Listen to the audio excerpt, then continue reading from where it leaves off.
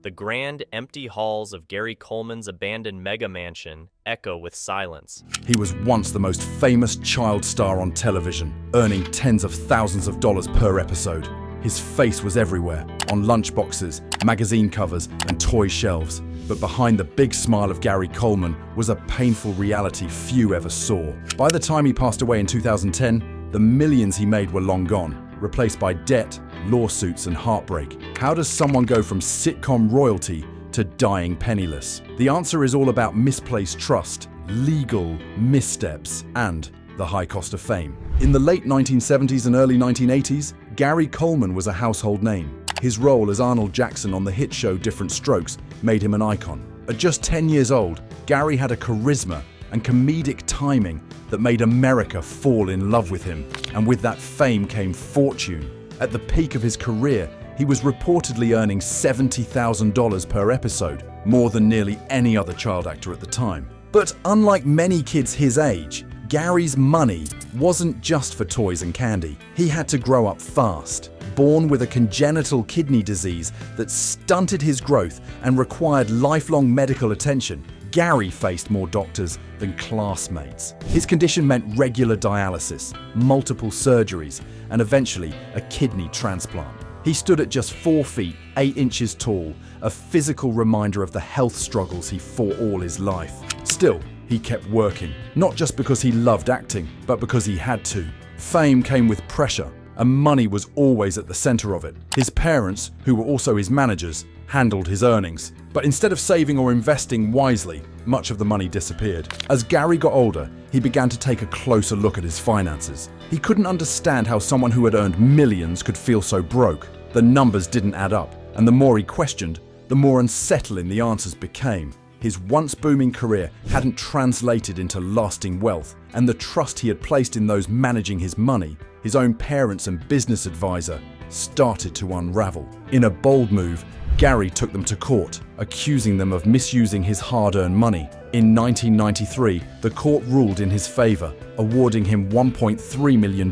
But by that time, the financial wounds were deep, and the emotional ones were even deeper. The lawsuit shattered his family beyond repair. What began as a fight over money became a painful reckoning over broken trust. Gary later admitted in an interview that he loved them but didn't like them, a simple phrase that carried years of bitterness, disappointment, and emotional scars. The very people who should have shielded him from harm had contributed to his downfall. Even after winning the lawsuit, Gary's troubles weren't over. His career had stalled. He was no longer the adorable kid audiences adored. Hollywood, as it often does, moved on. He found himself typecast, struggling to land roles and working odd jobs just to stay afloat. At one point, Gary even worked as a security guard and mall Santa to make ends meet. To make matters worse, health expenses piled up. His kidneys continued to fail, requiring more medical attention than his dwindling bank account could handle. Without steady income or proper health insurance, Gary found himself in a constant cycle of debt and hospital visits. Then came the contracts. In the years that followed, Gary made a few attempts to rebuild his career. Guest appearances, reality shows, even a failed run for governor of California. But many of the deals he signed were short-term or exploitative. In one infamous incident, he appeared on a show where he was paid just a few $100s, despite being the main attraction. Once again, the system profited off Gary, while he was left with scraps. Gary's personal life was equally turbulent. He married Shannon Price in 2007, but the relationship quickly turned toxic. Just a year later, they divorced, though she continued to live with him. There were reports of domestic disputes, hospital visits, and restraining orders. Gary's final years were filled with pain, both emotional and physical. When he died in 2010 after a fall and a brain hemorrhage, the world was shocked, but perhaps not surprised. He was only 42 years old.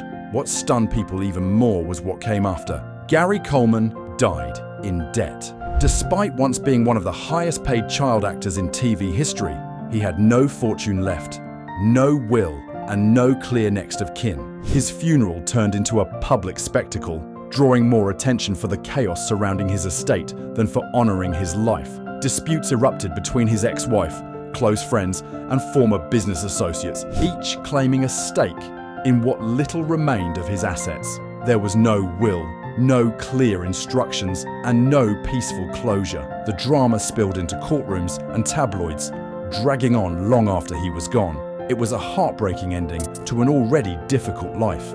Gary had once pleaded in interviews not to be remembered for his financial troubles, hoping people would see the person behind the headlines. But sadly, those money problems became a central part of how the world remembered him. So what can we learn from Gary Coleman's story? First and foremost, trust matters. When you're young, inexperienced, or simply vulnerable, the people around you can either guide you towards stability or lead you into disaster. Gary's parents, the ones who should have looked out for his best interests, ended up mismanaging his fortune. It's a painful lesson that no matter how close someone is, it's critical to understand who's handling your money and why. Blind trust without accountability can be dangerous. Then there's the importance of contracts. Gary signed deals early in his career that didn't secure his financial future. Many of the protections now in place for child actors, like the Coogan Law, which requires a portion of earnings to be set aside, weren't applied or enforced in his case. It's not enough to sign a contract. You have to understand it, question it, and have the right people reviewing it. A bad deal, even at the height of success, can quietly chip away at your future. Another crucial takeaway is the value of long-term planning. When success comes fast, it's tempting to think the good times will last forever. But fame is often fleeting, and money doesn't last without structure. Gary's situation might have turned out differently with the right advisors, a financial plan, and savings that stretched beyond his acting years. Without those foundations, even millions can vanish quickly. And finally, healthcare can break anyone. Gary was born with a chronic illness that followed him throughout his life. The cost of treatment, surgeries, and ongoing care weighed heavily on his finances. He didn't choose that burden, but he lived with it every day. His story is a reminder of how critical it is to have access to quality insurance, emergency funds, and a support system, especially in a country where medical expenses can cripple even the wealthy. Gary Coleman's life was filled with talent, heart, and a deep desire to be loved and respected. But behind the laughs and catchphrases was a man fighting battles most people never saw. His story is tragic, yes, but also a warning about how fragile success can be. One day, you're on top of the world, and the next, you're struggling to hold on to what's left. Money, no matter how much, can vanish in the blink of an eye, especially without guidance, structure, or safeguards in place. Fame might open doors, but it doesn't guarantee stability. Without trustworthy people around you, a solid financial plan, and legal protections, even the most promising future can unravel quickly. Gary made millions, entertained millions, and lived a life many dreamed of. But in the end, he died in debt. A heartbreaking lesson that lasting success isn't just about how much you make, but how well you protect it. Let his story be a lesson for all of us. If Gary Coleman's story made you think twice about money, trust, or long-term planning, you're not alone. These are lessons we all need. If you found this video helpful or eye-opening, please like, subscribe, and hit the notification bell so you don't miss more real-life stories with real-life lessons. And let us know in the comments, what do you think could have saved Gary from financial ruin? Sometimes, learning from someone else's fall can help you rise.